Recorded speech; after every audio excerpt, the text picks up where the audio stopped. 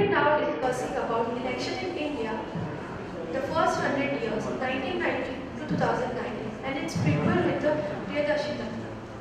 Priyadarshi Dutta is the author of The Microphone Man, How Orators Create a Modern India, 2019. The first book to trace the genesis and the growth of the public speaking in India and its relationship with the development of civilian politics. Born in Chandranagar, West Bengal, formerly a French colony, he has lived most of his life in New Delhi.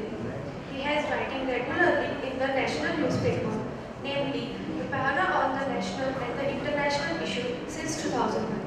Datta is currently concerned with the Election Commission of India, having earlier worked with the Ministry of Me and P, Rajya Sabha Secretariat and the Embassy of Egypt, etc.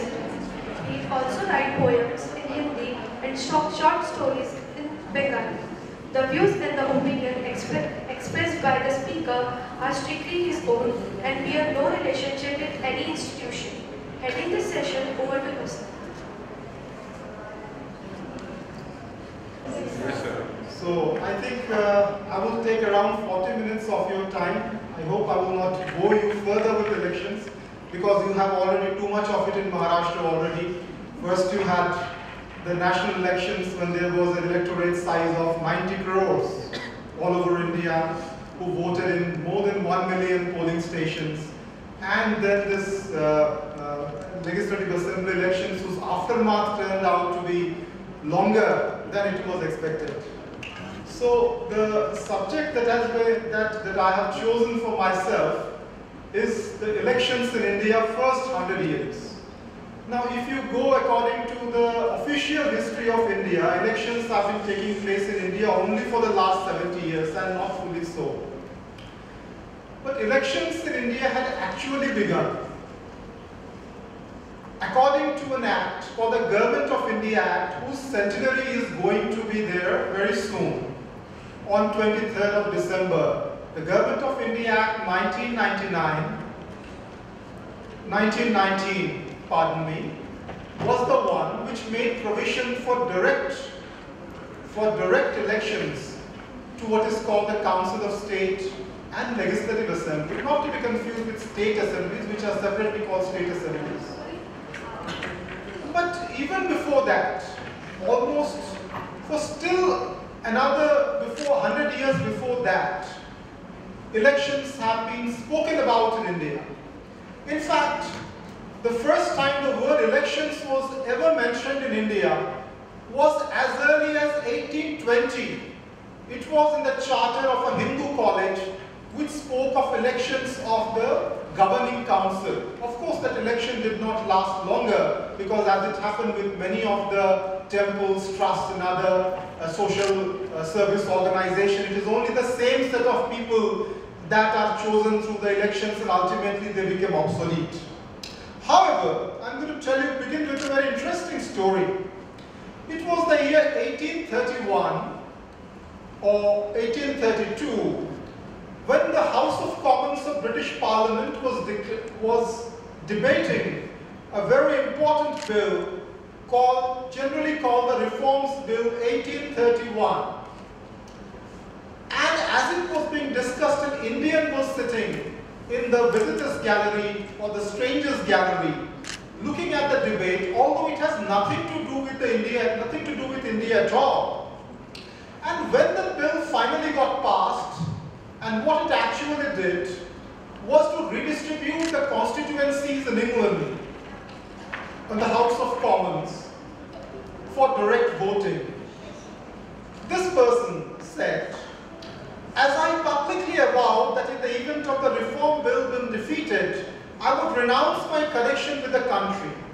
I reformed from writing to you or any other friend in Liverpool until I knew the result. Thank heaven, I can now feel proud of being one of your fellow subjects, and I heartily rejoice that I have the infinite happiness of witnessing the salvation of the nation, of the world.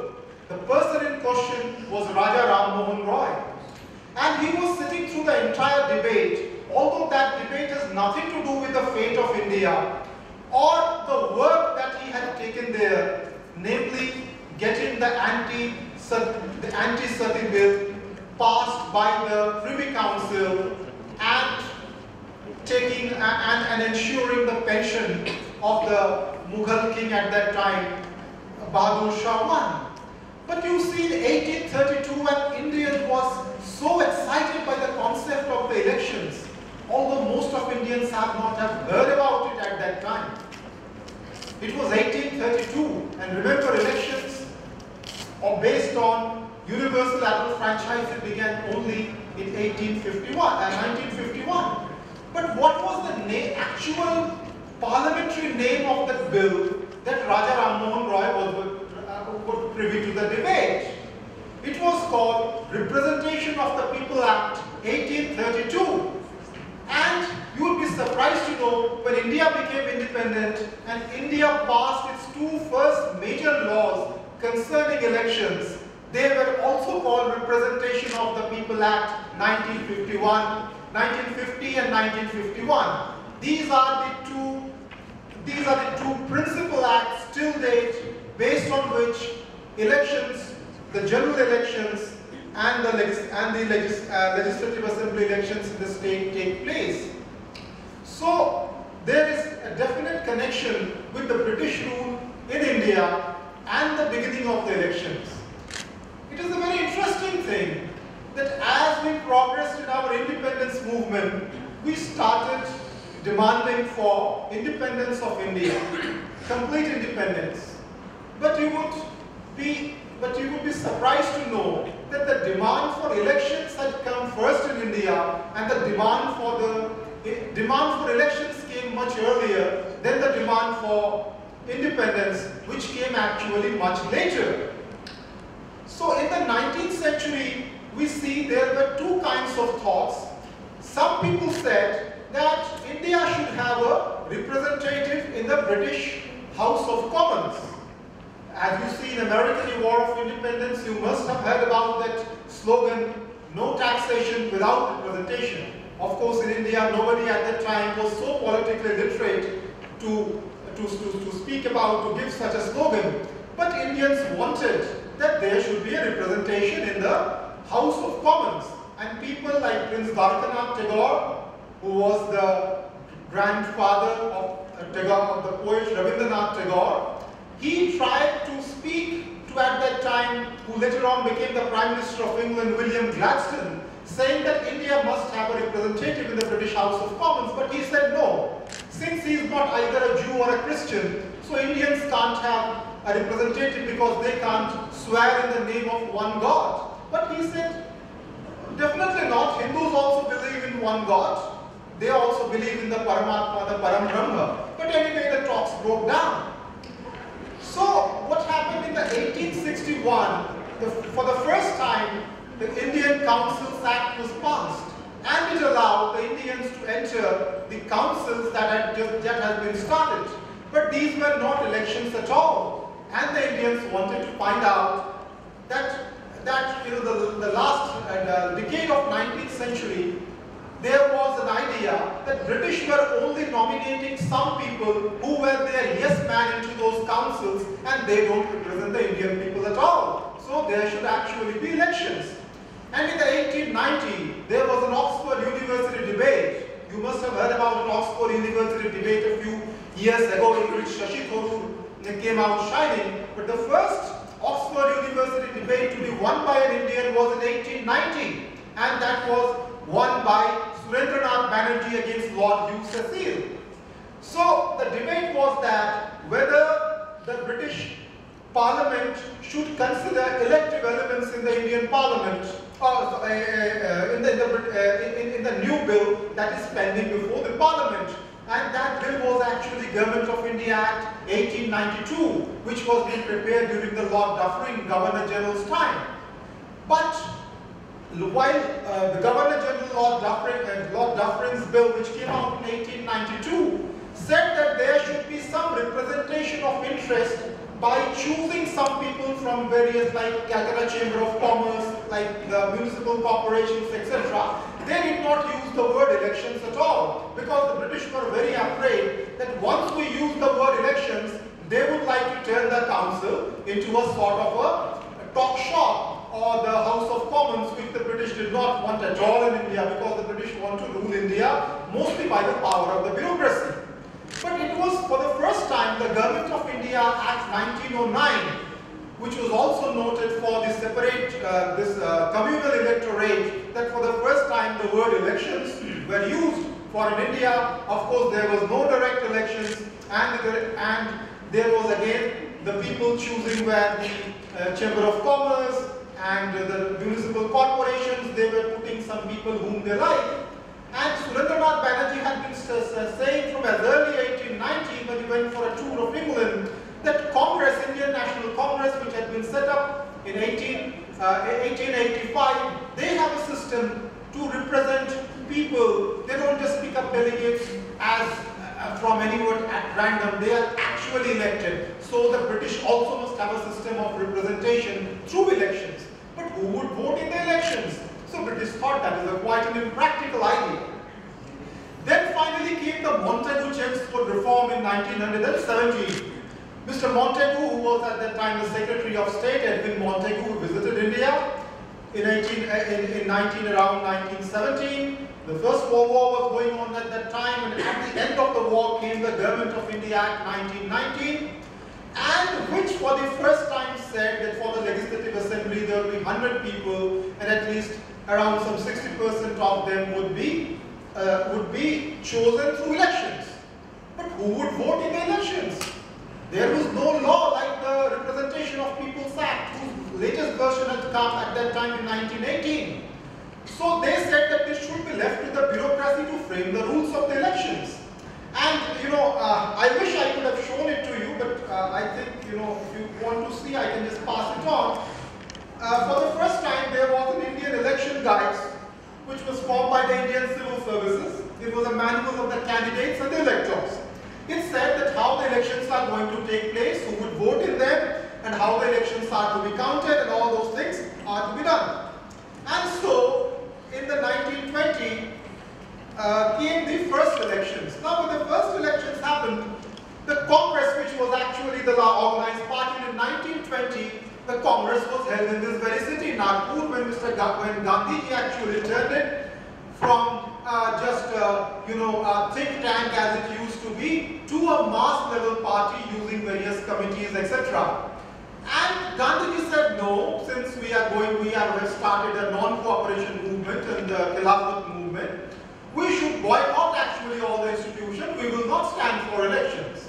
But one of his deputy, who was then turned on to his adversary at that time, two people, Motilal Nehru and Chittranjan Das, said, no, we are going to enter the elections. We want to have the councils capture the British councils from within. And so they formed a party called a Swaraj Party, and the Swaraj Party was there in the North India and Eastern India, and there was a Justice Party, from which later came DK-DMK and AIDMK of Periyar's party. At that time, that they have a party in the south. So actually, in the 1923, because the Legislative Assembly had a lifetime of 3 years, 26 and 7, etc. They, for the first time, had an election, but it was not an election based on universal adult franchising.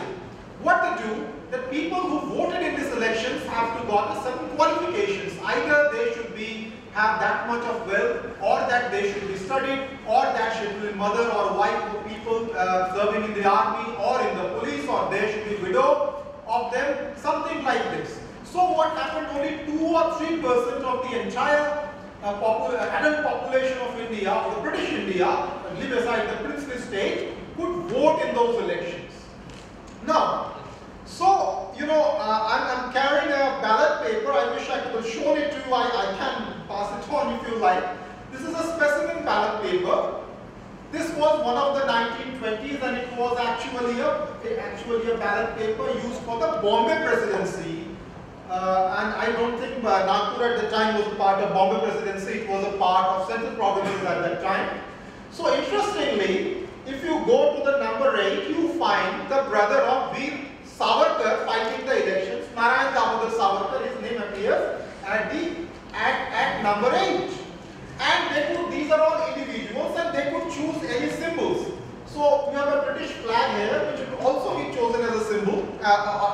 time, and different symbols, and a person won't stamp it, they would just make a tick mark of it. Now interestingly, as you know, that these were not based on universal adult franchising, and this continued for some time. Now, Sir Firoz Khan Noon, it is also an interesting thing. Sir Firoz Khan Noon later became a very famous, later on became a very famous Muslim League leader. He was our High Commissioner in London. It is interesting that even before India became independent, a tradition had begun to nominate some Indian to be our High Commissioner in Britain, although India was a British colony then. So Firoz Khan Noon, as I can understand reading, so he said that in India actually all the government servants, because you know that according to the rules which were set up, only government servants can serve as the electoral officers, which was not there in Canada. And in Canada, he wrote a book called India and Canada at the time. And in Canada, a lot of private people who survive only on elections in Canada, they get, you know, those casual duties in Canadian election, because in Canada today a federal election taking place, another a municipal provincial election taking place, third day a municipal election taking place. So there are some people who can, individuals who can pass their entire career just serving in election booths. But in India, only government servants are taken for it. But he said, although an election had to be what you call a secret ballot in India, secret ballot is actually not in practice. In India, a person, most of them are illiterate, many of them can be literate, they actually come in a drove along with those they want to vote. So people already know with whom you have come and whom you are voting. So there is not much of a secrecy. And sometimes some people actually cannot find out where they should, what name is written on, although symbol is there to strike it. So the election officer, the presiding officer can go and help. And Firoz Khan Noon said it has some, although very exceptionally, that one candidate had paid rupees 3,000 to the presiding officer to help such people who are voting so that they can strike against his name rather than the candidate they wanted to vote. So that candidate got 3,000 rupees or something for 3,000 votes. So that thing happened, which is not possible now. And so this is how the elections, you know, took place in the British, although the franchise size was very limited. But if you see 1920 onwards, if you see, the election percentage has been on increase. And the Simon Commission, which came into India somewhere in the 1927, led by Sir John Simon and others, it was boycotted by all parties, but Simon Commission said that actually there has been a good progress in the election. Simon Commission report is very interesting report. If you read today, forget about the fact that it was boycotted by various parties at that time. So this continued, you know, elections took a firm root, and all the symbols, because why symbols are there in the elections? Because a lot of persons in India, even when India became independent, according to 1951 census, only 16% of Indians were literate. So they can't read the name, they have to see the symbol.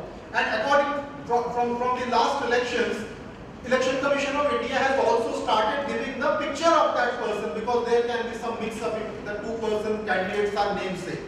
So these symbols are there, and different boxes were put up for people of different symbols. So in two elections took place, and then came in 1935, there came the Government of India Act 1935, which is the longest piece of legislation ever passed by the British Parliament, and actually which formed the foundation of the Indian Constitution. So the very first idea that they took of India, there has been a lot of talk about the idea of India. The idea of India political idea of India provided by the Government of India Act, was that India is a federation rather than a unitary state. So that elections actually, the franchise size increased. Franchising means those who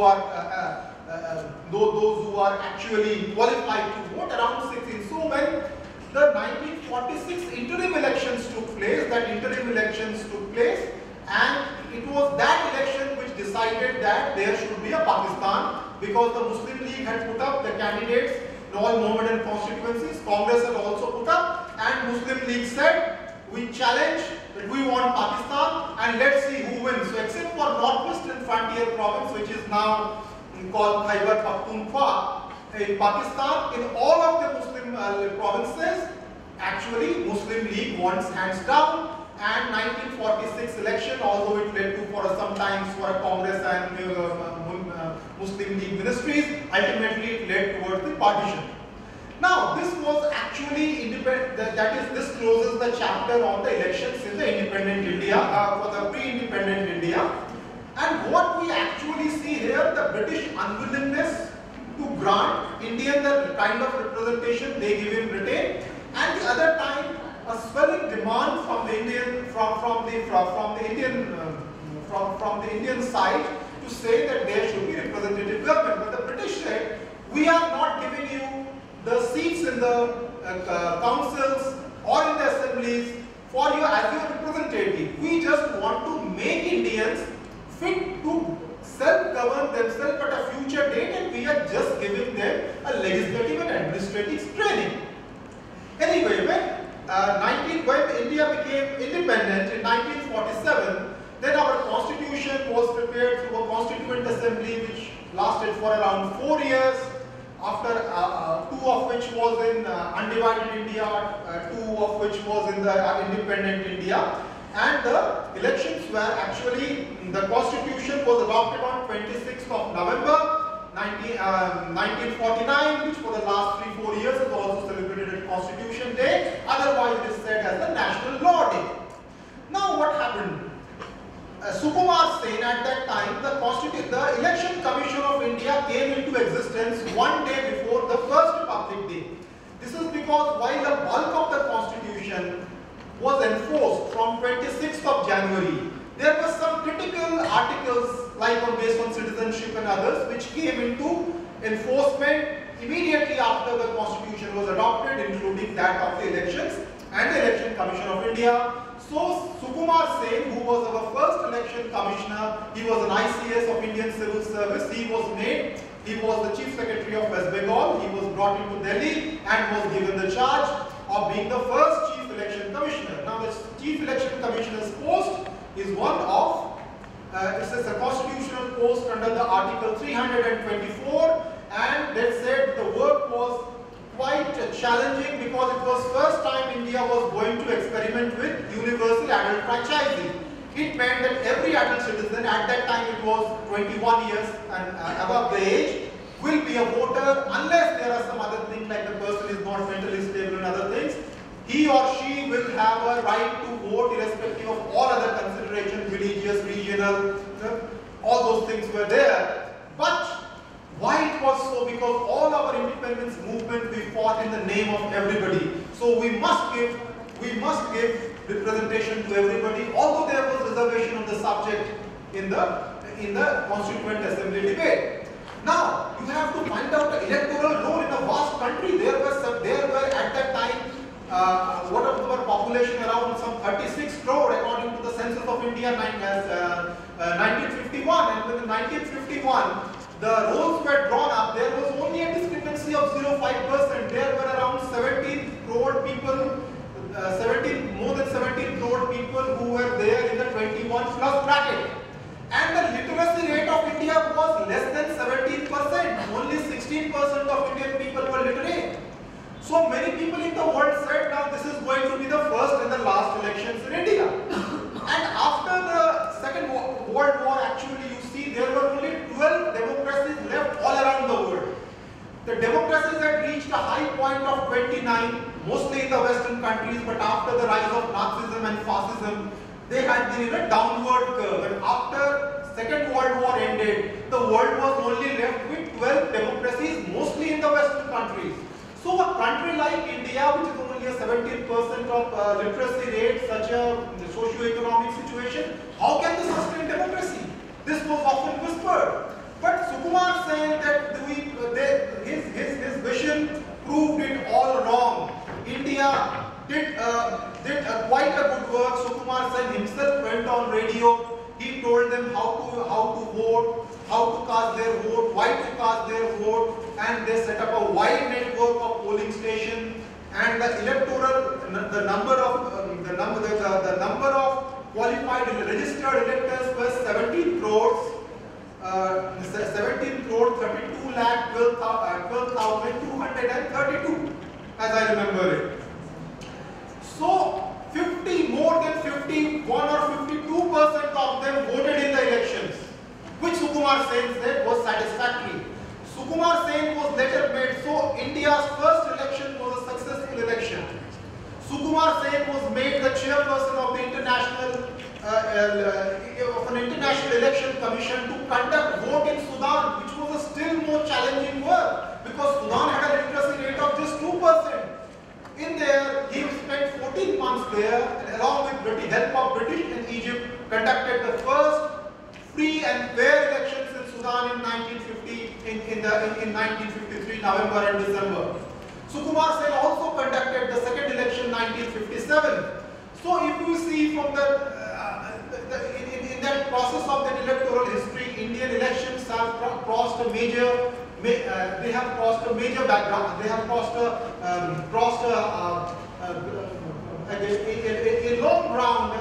long round since then. And what has been a result of it? That we have a parliament of our own choice. Now, but there are certain issues that also need to be taken into account.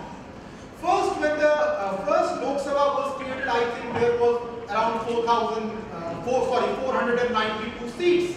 And our constitution said that after every census, those seats has to be increased or decreased, adjusted, and a total number of seats can also increase. So that continued till 1976 when Mrs. Indira Gandhi, due to the 42nd amendment of the constitution, at the time of the emergency, she froze that. So for the last 40 years, actually, what has happened that the number of Lok Sabha representatives in India has remained static at 423 plus 2 nominated from the Anglo-Indian community. Now what has happened actually, that India's population has increased in the last 40 years. So what will happen today, one member of parliament represents far more people than it used to be 50 years ago. So there is a lot of load on a representative, on a public representative who is your Lok Sabha MP. So there is a constituency, I am not recalling its name, in Andhra Pradesh, which has got around 35 lakh voters. Not all of them vote, but 35 lakh voters. And the average voter size for one MP that you have in India is 15 lakh. I mean, is it feasible? I mean, 15 lakh, he is representing, taking the load of 15 lakh people. I mean, in Canada also elections took place. Canada has a population of 2 or 3 crore people. They have 600 MPs or something like this, 600 plus MP, something like this. So the load, it is evenly distributed, but in India that has resulted in a major problem. That is one of the things on which the freeze was about to be taken off in the year 2001. But at that time, another constitution amendment taken place. So it says today, not till the first census after year 2026, that means it is going to be census of India 2021, that number of Lok Sabha seats can increase. Mr. Jitendra Prasad raised that issue some times ago. So that is the issue. It says that in people in North India, the population has not been controlled, so their population has increased much more than of South India. So if there is again a delimitation, South India would lose out and North India would not. So Justice Kuldeep Singh Committee in 2008 did a delimitation in which the seat in every state remained the same, both in the Legislative Assembly and in the Lok Sabha, but within that they carved out new areas to make it almost equitable, which reminds one of the 1832 Reform Act in England, which actually did not change the number of seats in the House of Commons, but only evenly distributed it. The new industrial areas gained at the cost of the countryside and the other boroughs. So, but here I still have 10 minutes, I believe. Do I have 10 minutes or 5 minutes? 15 minutes? Generally. So, anyway, I would try to finish it much lesser than that. So, Election Commission of India is actually, it is actually a constitutional body. Now, we are actually pioneer when it comes to democracy, when it comes to non-Western countries. Except for Japan, which was actually given this, Japan's constitution was developed much by the Americans after the Second World War. And Japan, although it's an Asian country, is much like a first world country. It was the second largest economy and still the third largest economy after China. So what actually happened, that India is in true sense the pioneer of democracy in the non-Western world. And I don't think people have realized its value till date. You see, two of our neighbors, Pakistan and China, went on a different course. In China, they went unabashedly towards communism, one-party rule, which boiled down to a one-person rule. And in Pakistan, till 1956, they could not denote a constitution. And even when the constitution was implemented, there came Field Marshal Ayub Khan dictatorship, then came Yahya Khan. And in 1970, the only elections of undivided Pakistan took place. And after that, because much vote went to East Pakistan and there was an internal clash and Pakistan broke off. So if India had remained a democracy, the free world does not realize what debt it is there from the side of India, because had India gone to chosen a non-democratic system, it would have led to a major building of tension in the Cold War situation, which India has saved the world from. So I have written somewhere in the Pioneer that Sukumar Sen ought to have been given the Nobel Prize for Peace. On the same lines as Churchill is given that Nobel Prize for Peace to save the world, of course through wars, from the Axis power. But we did not fight any war, we did it for peace. Our elections were actually for the world peace. And then I come to a subject which some people say, if I say I'm just a consultant with Election Commission of India and not there as their, a bona fide employee. But many people, whenever some people say that I work in Election Commission, I mean we have ceased to wonder at it, they ask कि आपसे एक बात पूछ सकता हूँ, EVM में सचमुच गड़बड़ी होती है क्या? We have got it. So this is one of the things that I want to tell you. That this electronic voting machines were first developed in India by a PSU called the Bharat Electronics. It is in, I'm not able to recall the full name, but it is in Bangalore. It has a plant in Ghaziabad. They have developed this electronic voting machine for their internal union elections. And they showed it to the Election Commission. Election Commission liked the idea.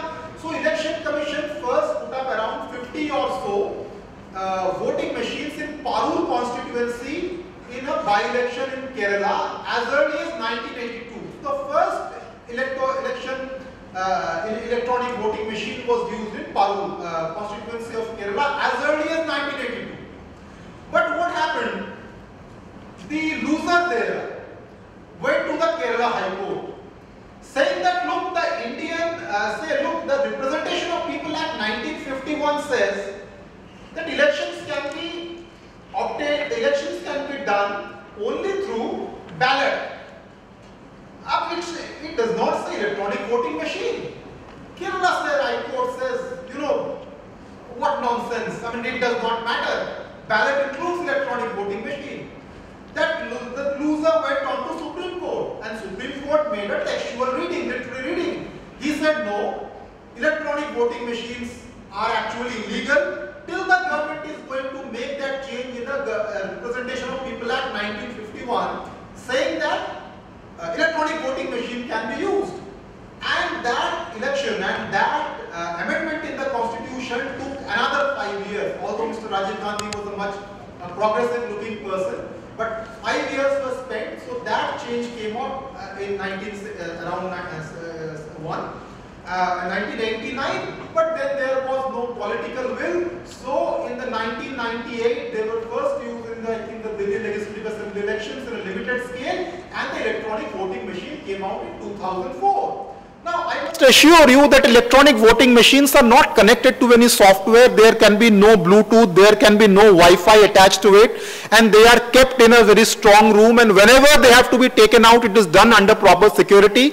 And after the election, during the election, a randomization is done so that you cannot actually find out that which candidate is going to be where, because it is not even alphabetical, I mean, it is in a different order, it is done through randomization. And even after that, it is taken to the strong room under security, and if the political parties like, they can put up a 24/7 camp in front of that strong room, they can remain there to check nothing has happened there.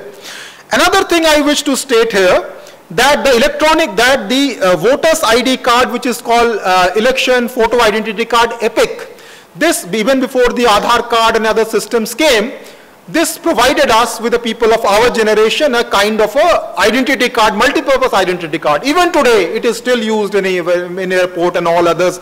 Voters card is taken as a bona fide identity card. This was said to be a brainchild of Mr. Session.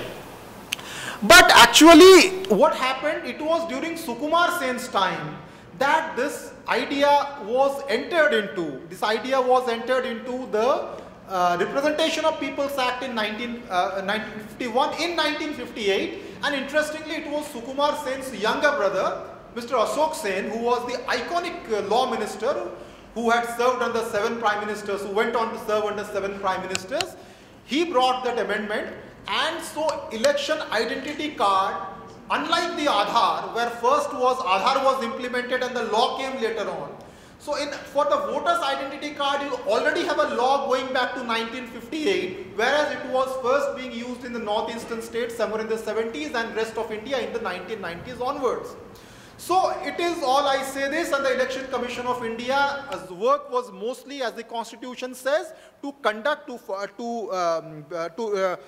have an electoral register, that is the electoral roll, make that electoral roll, and to conduct the elections. But of late, it has gone for what you call a program called the SWEEP, which is the Systematic Voters Education and Electoral Participation, which is they go to the voters through different programs saying that you must vote. Vote for any candidate, but you must vote. And if there are areas which people like the left out areas, people like the people with disabilities, the women, the first time voters, the migrant population, it is all taken care of, inclusive voting and accessible voting. Election Commission is now concentrating on that. So if you see in 2004 and 2000 elections, our voting had stagnated around 55%. Now it has gone to 66 and 67. Now that why this thing need to be taken? Remember when the first election took place, many people said that, you know, unpad log kya vote denge? So they would not vote. And you know, these are going to be, the elections will soon going to be extinct in India. But you see, between 1951 census report and 2011 census report, the literacy rate has actually gone up 4 times, from 17 to around 64. But the voting percentage remained stagnated in the range of 50. So it is an absolute myth that merely by the increase in literacy rate, you can have a better voting rate.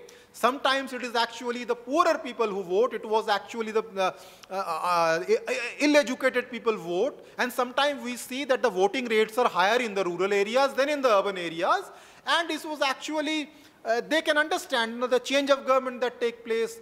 India was still much illiterate country at the time of, India was, I mean, the bulk of population was still illiterate at the time of the emergency. But you see, after emergency, the Congress government was thrown, Indira Gandhi's government was thrown out. So it was done mostly by the illiterate people. So don't think who are illiterate need to be politically literate, and not the other way around. People who could be very literate and they are not politically literate. Some people could be illiterate and they could still be politically literate. So this is now this is what is called now the focus of the Election Commission, to have better participation on ethical voting and better participation. So I think on this note, I can close this subject. This subject is quite a long one, and I think if I haven't missed out something, so this is, I believe we have given voting rights to voting rights now to everybody, but many of the things actually came from rules that were formed 100 years ago, among them symbols, among them were the election deposit, that what do you call the forfeiture of deposit, etc. But anyway, India has at least proven to be a leader, at least in this field. And in the world, the movement of democracy has gone on increasing. This is called by Samuel Huntington third wave. This is called by Samuel Huntington by the third wave of democracy. He said the first wave of democracy came from 1820 to 1920s, leading to 29 democracies in the world. It went down from the 1920s to the time of the World War. It again began an upward journey to 1962. After that, there was again a temporary lull and downward curve, 76. And since 76 now, the democracies are increasing all across the world, and many of them have not seen any democracy. So now India is seen as a model and inspiring a lighthouse of democracy by those new democracies, especially in the Eastern Europe and in Africa, etc. So India remains a leader there, but probably it has something to do with our ethos of accommodation, of our tolerance, and this is our capacity to actually assimilate all the difference, that we have remained a country so divided by many things, yet essentially we are one, and that reflection is also seen in Indian politics when we vote. So thank you everybody for listening to me patiently. Is there a question and answer session after this? No. Or is it? If you have any questions, you can put me, I would like, within that. Yeah. State funding of election. Yeah. Huh. The idea mooted by S.Y. Qureshi. Yes. The state funding of election should be there. Be like state funding of election in India. Yeah. Will bear the like हमारा cost काफी कम हो जाएगा election के लिए, काफी पैसे खर्च हो जाते हैं. Yes. तो कुछ ऐसा तरीका है कि हम election. You see, state funding, I just forgot to tell, state funding of election was not mooted by Mr. Qureshi. You know, the first person to write a series of articles on the abuse of money was actually C.R. Rajagopalachari, who left Congress in 1950s. He wrote his Swarajya. There is a Swarajya magazine you must have heard. That magazine was actually started in 1950s earlier by him. He wrote a series of articles, abuse of money.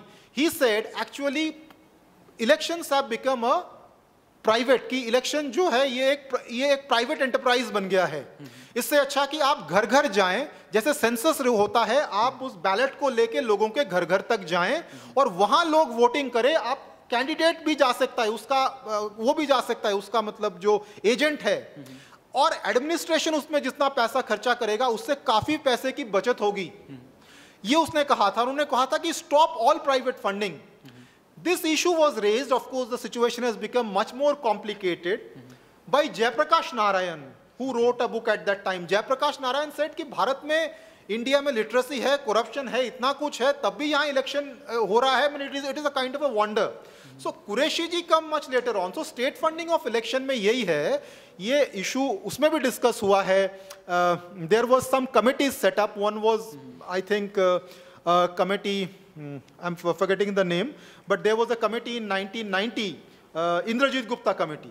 उसमें issue ये था कि state से तो आप funding ले रहे हैं. अब मान लीजिए आप दूसरे sources से भी ले रहे हैं, तो आप कैसे track रखेंगे?